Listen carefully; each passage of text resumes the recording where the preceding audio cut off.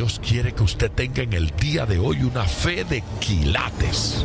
Más de 4 décadas dedicadas a la evangelización del mundo. Yo le estoy diciendo estas palabras para que usted fundamente su fe en realidades, en estas realidades eternas. Su contribución a la literatura cristiana hace evidente su compromiso con el Señor de hacer discípulos y formar ministros. La oferta del Señor a nuestras vidas es que nuestra fe crezca, que nuestra fe sea fortalecida. Escuchemos al doctor Díaz Pavón en Para que el mundo crea.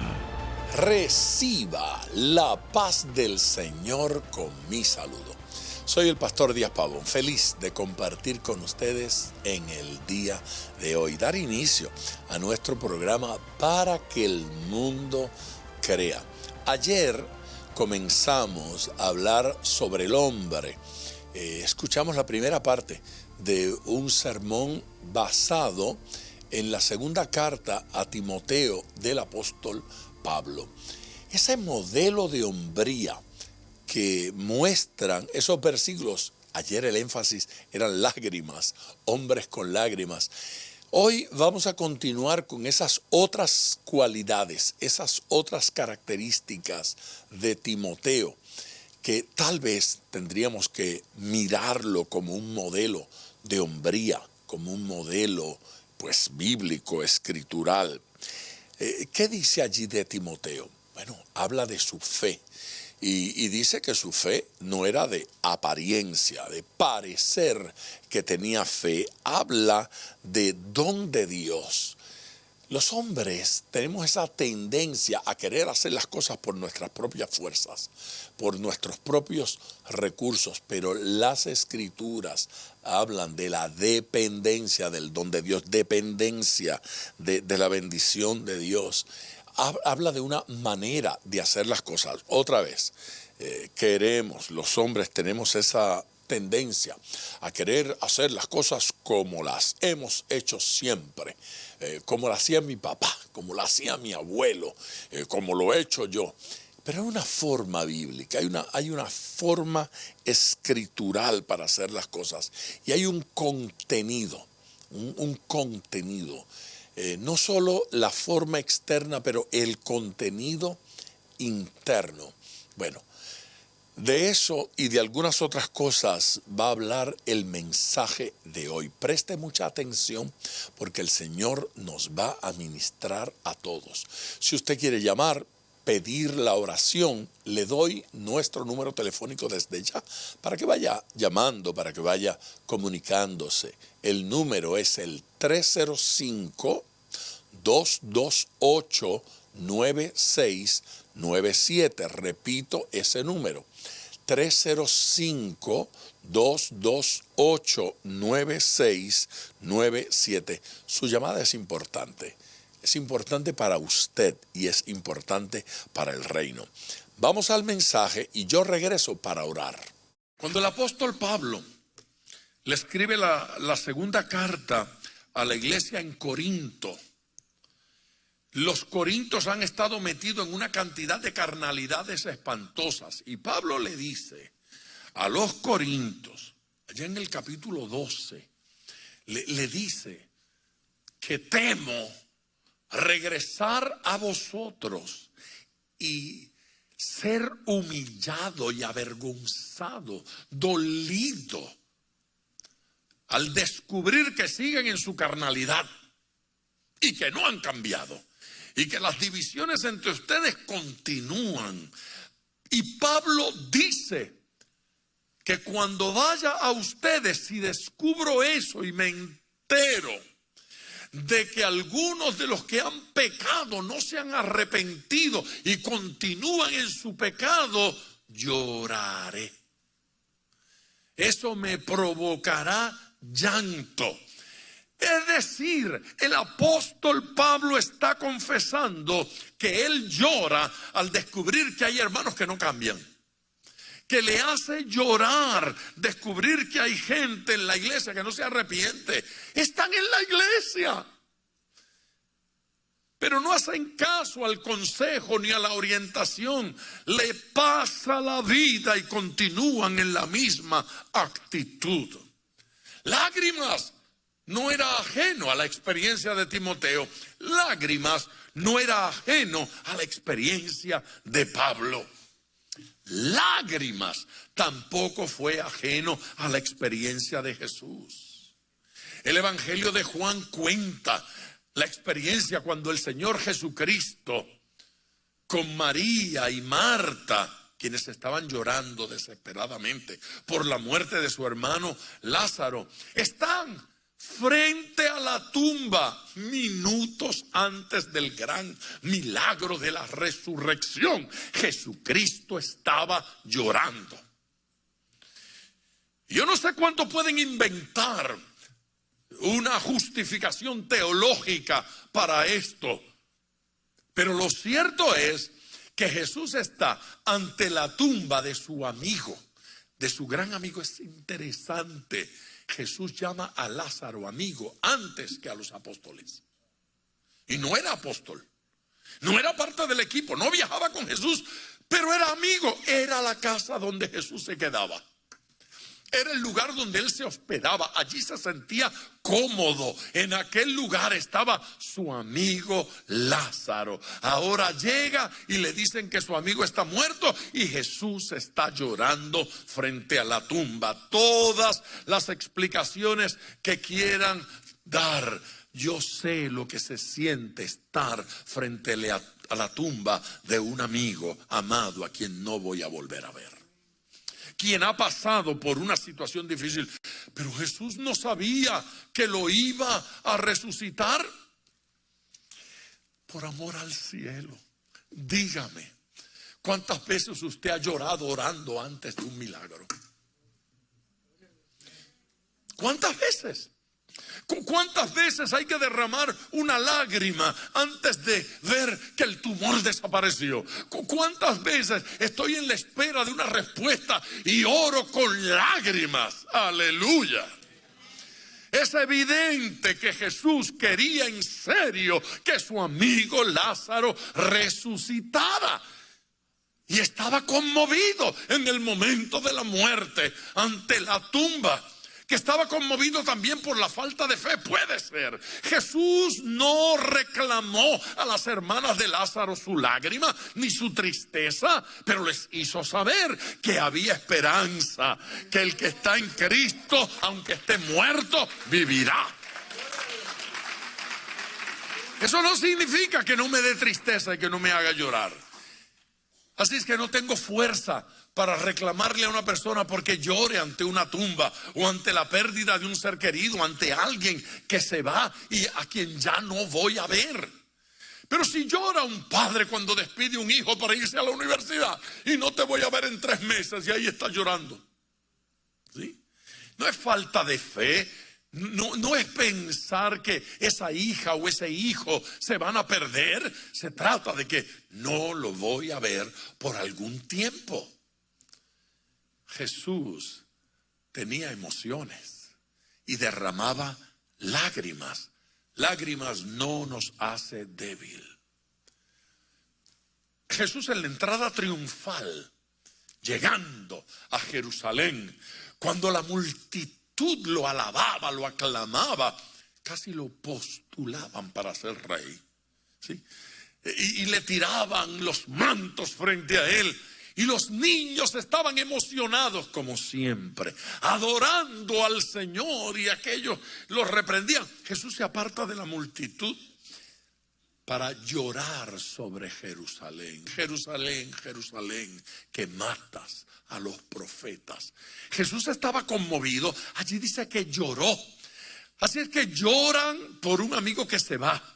Lloran por un amigo que muere. Jesús, el apóstol, llora por una iglesia que no se arrepiente, que no cambia. Jesús llora por una ciudad que no aprende su responsabilidad profética, histórica, que no responde al mensaje de Dios. Pedro llora arrepentido después de negar a Jesús. Después de la negación, Los ojos de Jesús lo alcanzan allá, a la distancia. Y conmovido, dice el texto, que lloró amargamente. Le dolió profundo, le fallé. Le dolió profundo, lo negué. Le dolió profundo, fui mal ejemplo. No fue destituido como apóstol, no fue destituido como discípulo, no fue destituido en el corazón de Jesús, todo lo contrario. La mirada de Jesús no era de rechazo, era de amor, y posiblemente eso fue lo que lo conmovió, porque si Jesús lo hubiese echado, tal vez se hubiese largado de allí amargado, pero no lo echó, lo miró, lo amó y le derritió el hielo que tenía en el corazón. Amor. Lágrimas en el apóstol Pedro. Estas fueron de arrepentimiento. Hay lágrimas en la adoración. ¿Recuerdan aquella mujer que se postró a los pies de Jesús? Y con lágrimas le lavó los pies, no con agua, con lágrimas. Y con su cabello se los secó, los enjugó. Lágrimas son parte del evangelio en la adoración. Son parte, son expresión dentro del cristianismo. Hay que adorar de verdad para que en medio de la oración las lágrimas corran. Corren cuando estamos metiendo el corazón en esa adoración profundamente. Afinar no es la clave. Es bueno, pero no es la clave. Tocar bien las notas no es la clave. Poner el corazón en la adoración, allí está la clave. Que me adoren en espíritu y en verdad. Adoradores, busca el Señor, que me adoren en espíritu y en verdad. Pueblo, debemos darle gloria al Señor. Las lágrimas que Pablo está apreciando y recordando de Timoteo no son lágrimas de hipocresía que intentan manipular a alguien con una lágrima de cocodrilo, dicen allá. Con una lagrimita de mentiras, de apariencia. No, estas no son lágrimas amargas. Él está hablando de unas lágrimas que ocurren por la obra de Dios, que ocurren por el propósito de Dios. Estas lágrimas que valen son lágrimas que tienen que ver con nuestro Señor. Dios las recibe. Amén. Dios recibe sus lágrimas en la oración. Dios recibe sus lágrimas en la adoración. El Señor las recibe y responde a ellas. Aleluya. Cuando el corazón está comprometido con el plan de Dios, ocurren lágrimas. Alguien que lo alabe. Aleluya. Y somos entonces hijos de la promesa. La promesa de que el Señor enjugará toda lágrima. Ese momento viene en que ya no vamos a llorar más, pero aquí vamos a seguir llorando. Pero allá ya no va a haber más lágrimas. El Señor las va a enjugar todas. Hay una segunda cualidad, característica que Pablo identifica en el carácter de Timoteo. La primera, sus lágrimas, su sensibilidad, su compromiso, cuán identificado estaba con esa causa.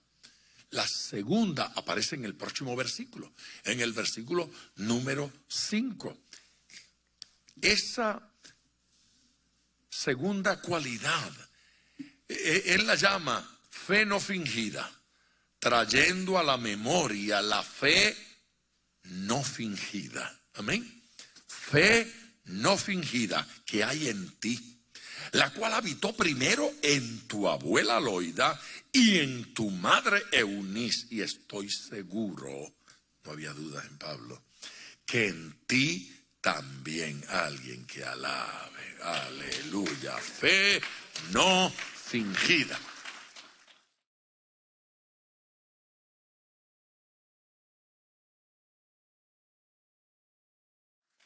no estamos hablando de apariencia de fe. Estamos hablando de convicción real. No estamos hablando de fe heredada. Como su mamá Eunice era creyente, él también. Como su abuela Loida era creyente, él también. Eso no es lo que está diciendo Pablo. El apóstol no está hablando de una fe que se hereda. El apóstol está hablando de un ejemplo de fe que afectó a la hija y un ejemplo de fe que afectó entonces al hijo y al nieto. Nuestra fe afecta para bien a nuestros hijos. Nuestra fe afecta para bien a nuestros nietos. Aunque la fe no se transmite de esa manera, no se transmite genéticamente, el ejemplo de fe nuestros hijos llegan a aprenderlo. Aleluya. Tenemos que permitir que nuestros hijos vean en nosotros fe no fingida. Cuando nuestros hijos nos ven conducirnos de una manera aquí, pero otra muy distinta en la calle y otra muy distinta en la casa, llegan a dudar de nuestra fe. Cuando hoy le damos un versículo bíblico, pero mañana una mala palabra, nuestros hijos llegan a dudar de nuestra fe, llegan a dudar de cuán genuinos somos. No es el caso de Timoteo. Su mamá tenía fe genuina, su abuela tenía fe genuina y él tuvo fe genuina. El apóstol Pablo comenta: la fe de este muchacho no es fingida.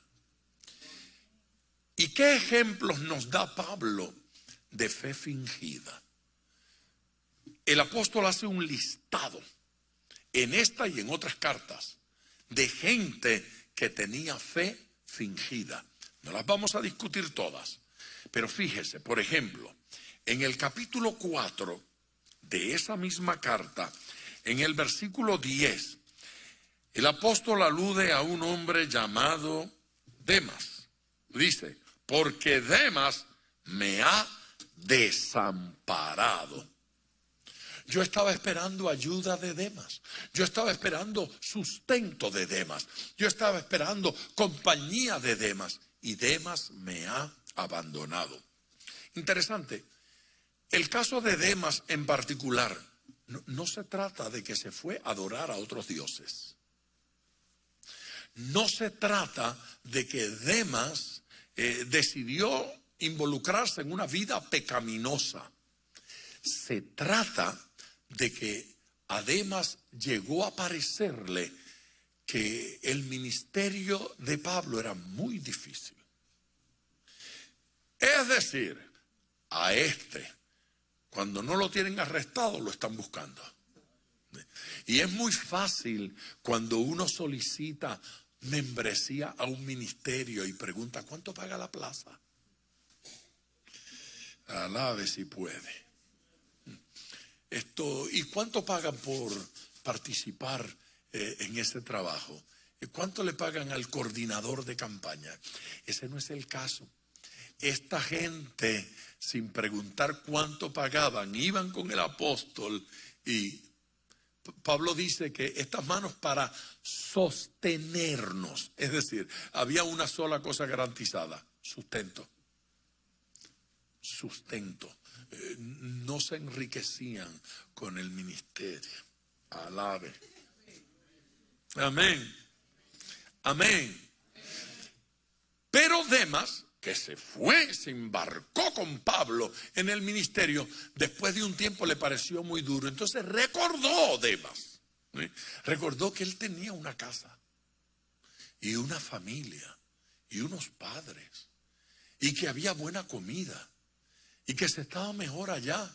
Entonces fue donde Pablo y le dijo: hermano Pablo, yo creo que yo... Y Pablo tronó: cobarde, sinvergüenza, mira, bandolero, ¿cómo tú vas a abandonar? Pero Demas ya había comprado el pasaje por América. Se regresó. No se trató de pecado, Pero Pablo está incómodo, Pablo está molesto, Pablo lo suma al grupo de fe fingida. ¿Dónde está la convicción de este cobarde? Eso mismo había sucedido con otro, Juan Marcos.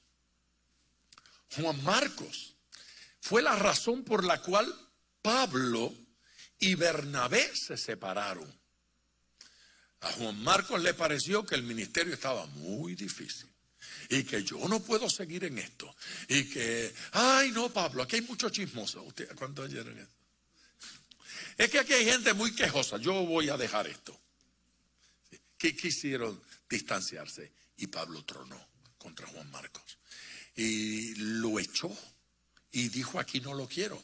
Y luego cuando Marcos quería entonces seguir, Pablo dijo, no, por cobardongo que es. Esa palabra en hebreo es difícil de entender. Y lo dejó. Y Bernabé dijo, bueno, es verdad que el muchacho actuó mal, pero ahora se ha corregido. Y yo lo quiero mantener en el equipo. Y Pablo dijo, no. Bernabé y Pablo se enojaron y se distanciaron. Y Bernabé se fue por un lado y Pablo se fue por el otro. Bernabé se llevó al muchacho y lo discipuló y lo ayudó y lo levantó. Y luego Pablo, viendo el fruto de la vida de Juan Marcos, entonces dijo, en otro tiempo, este muchachito, yo dije que él era, pero ahora reconozco que realmente Dios ha hecho una obra. Sí. En una palabra, Bernabé tenía razón. Pero no estamos diciendo que no hubo culpa en Juan Marcos o en Demas. Lo cierto es que ese Juan Marcos es el que escribe el Evangelio según Marcos. Así que ese maravilloso evangelio se debe a un muchacho que no siempre fue lo mejor, pero que se corrigió y se orientó. Amén. El apóstol aprecia la fe no fingida. Y nosotros tenemos la historia de Alejandro el calderero. ¿Recuerdan? Aquel que se opone a los ministros, Figelo, hay tantos, Hermógenes, otros de los que Pablo ataca, Himeneo y Fileto, esos son famosos, conocidos. Sí.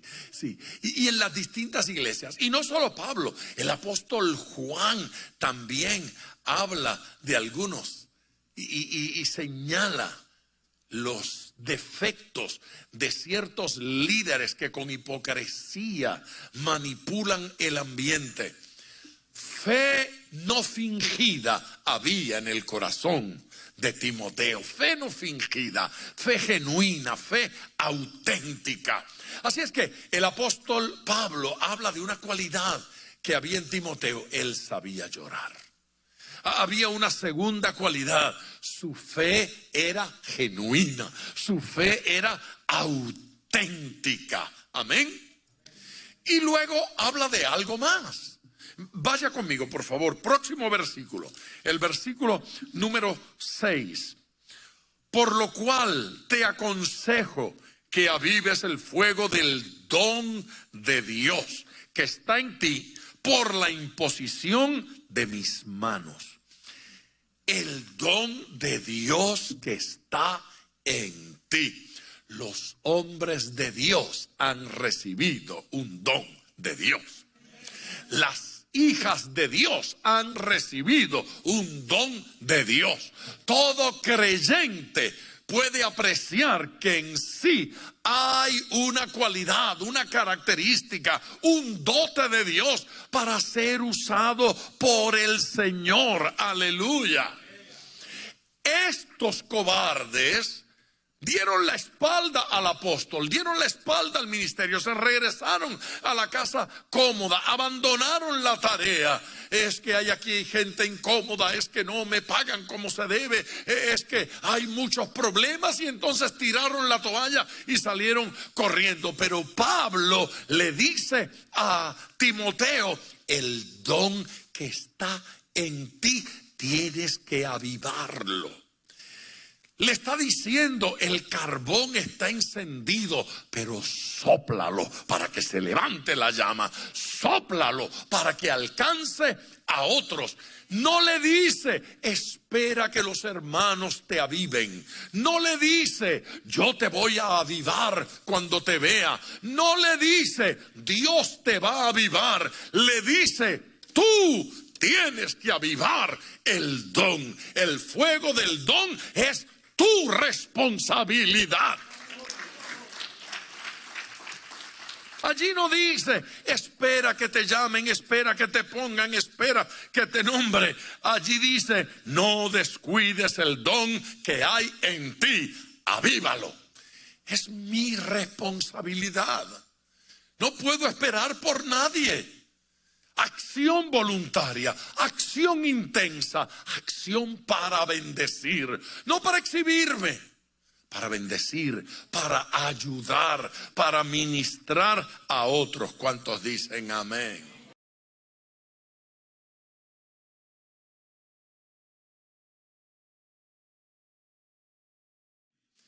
El don se ministra al que está junto a mí.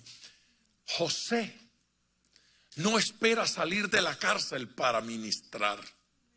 Gracias a que fluía en el Espíritu en la cárcel. Ay, Señor, si tú me sacas de aquí, yo ministro. Señor, si tú me sacas de la cárcel, yo predico. Señor, si tú me prosperas, yo hago. Eso no fue lo que dijo José. Allí en la prisión bendijo. Y fluir en el Espíritu de esa manera le granjeó la salida finalmente. Amén. Así es que fíjense, José fue fiel en la casa de su padre, con sus hermanos los hipócritas chismosos, en el hueco cuando lo tiraron, en la casa de Potifar, en la cárcel. Amén. Y entonces pudo ser fiel cuando fue nombrado primer ministro de la mayor potencia del mundo en aquel momento. Eso es lo que significa, quien me es fiel en lo poco, lo colocaré en lo mucho. Alabe a Dios. Hay una cuarta cualidad, una cuarta característica que debemos mirar. Está en el versículo número 13, bien diagramada. Versículo 13, retén la forma, diga conmigo la forma. Retén la forma de las sanas palabras que de mí oíste, en la fe y amor que es en Cristo Jesús. Retén la forma de las sanas palabras. ¿Sí? No dice retén las sanas palabras.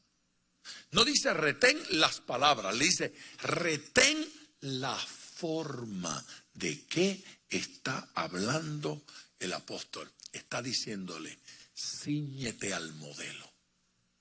Ya te dije cómo se hace. Ya te dije cuáles son las palabras. Ya te dije cuál es la enseñanza, cuál es la doctrina. Cíñete al modelo. No es como quieras, es como te estoy diciendo. Se supone que usted alabe. ¿Sí? Cíñete al modelo. Me gusta esto. Me gusta esta forma de expresión. ¿Sabe qué? Interesante. En inglés dice pattern, modelo o molde o patrón. ¿Sí? Patrón. Ahora mire qué curioso. La palabra que se traduce ahí del griego en ese versículo, particularmente habla de la acción de calcar. Ustedes calcaban cuando eran niños en la escuela. Los ponían a calcar figuras. Ok. Lo que dice allí es la acción, mire qué interesante, de poner debajo la imagen con luz para que se transmitiera hacia arriba y poder entonces marcarla. ¿Cuántos hicieron eso? Se llama calcar. Usted pone la carita allí con luz debajo y en el papel arriba usted puede ¿qué? Calcar. Pablo le está diciendo, no inventes, lo que tienes que hacer es calcar. Ya te di el patrón. Le está diciendo, conforme al modelo que te he presentado, conforme al ejemplo que te he dado, en la forma en que te he enseñado que se hace, mantén la forma, no la cambies, no solo las palabras, pero la manera, la forma de hacerlo. Cíñete a esto, no te busques otras formas ni otras maneras, porque no funciona. Entonces alguien dice, pastor, pero estamos en el siglo XXI. Ay, gracias por la información. Pero fíjese bien, no hay formas en el siglo XXI que haga que los cánceres desaparezcan, pero este antiguo evangelio los sigue provocando. No hay formas en el siglo XXI para lograr que el sordo oiga y que el ciego vea, pero este antiguo evangelio sigue haciéndolo. Entonces hay que calcar este evangelio, la forma de Dios, el estilo divino, lo que Dios quiere en nuestra vida. Aleluya. Esa correcta interpretación de la Biblia, tenemos que ceñirnos a ella. Nuestra teología tiene que ser genuina, conforme al modelo de los hombres de Dios en las Escrituras. Y entonces nosotros podemos esperar que Dios haga hoy lo que hizo ayer. Pero la Biblia sigue diciendo que Él es el mismo, ayer, hoy y por los siglos. Que Él no cambia, que lo que hizo ayer podemos esperar que lo haga hoy. Aleluya. Que lo que dijo ayer lo sigue diciendo hoy y proyecta hacia, ay pastor, pero es que estamos adelantados. No. Estamos atrasados en lo que estamos. Ve, Jesucristo hacía cosas que la ciencia todavía no entiende. Jesucristo decía cosas que la sociedad todavía no entiende. Y mientras vamos avanzando, vamos descubriendo que la Biblia tenía razón. Que lo que el Señor dijo era absolutamente cierto. Y hoy podemos decir con el apóstol Pablo, porque no me avergüenzo del Evangelio. Finalmente, el versículo 14 nos da el quinto elemento.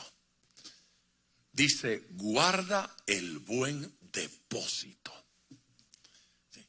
Usted fue al banco esta semana y depositó. No, lo hizo electrónicamente, no importa. Bueno, es que no cobré, pastor. Estoy hablando de cuando cobran. Y hizo el depósito en el banco. El depósito no es el recipiente.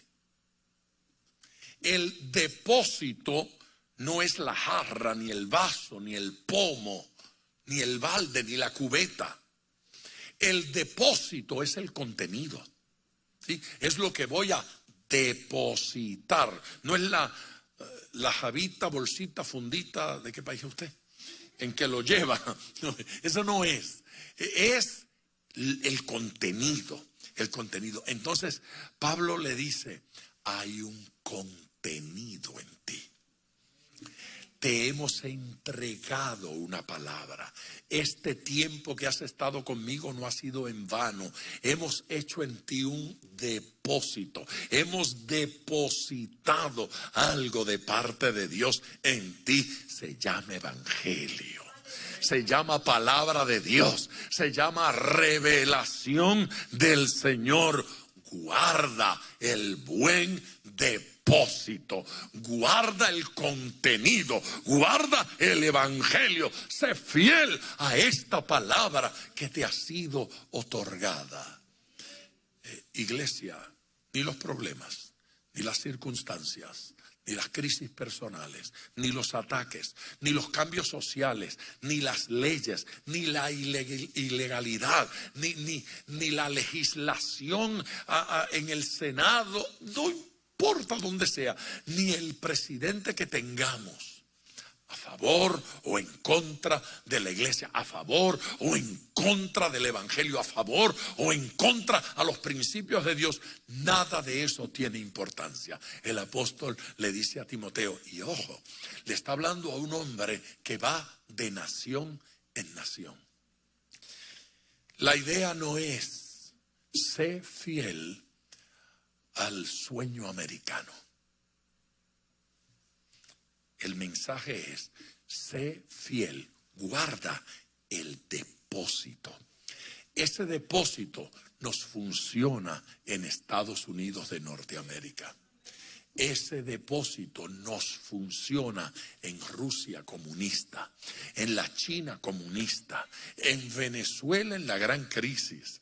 Nos funciona en Chile con Pinochet, después de Pinochet. Nos funciona en Argentina, nos funciona en Canadá, en Inglaterra, en España, en Alemania, con muro, sin muro, me refiero al de allá. Nos funciona en cualquier lugar. Es el depósito de Dios. Es bueno en Ecuador y en Colombia y en Perú. El depósito de Dios. No tiene que ver nada con las formas de los hombres, ni de los estilos de sociedades o de naciones. Este depósito, el evangelio de nuestro Señor Jesucristo, cambia gente, transforma vidas. ¡Aleluya! ¡Aleluya!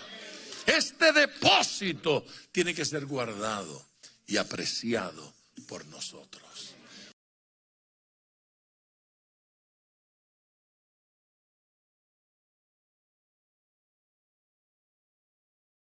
Qué belleza de palabra tan poderosa. La palabra de Dios siempre es rica y siempre es enriquecedora, siempre nos nutre.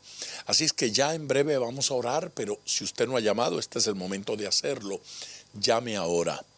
Comparta su petición, comparta su urgencia, comparta su necesidad. Quiero orar con usted.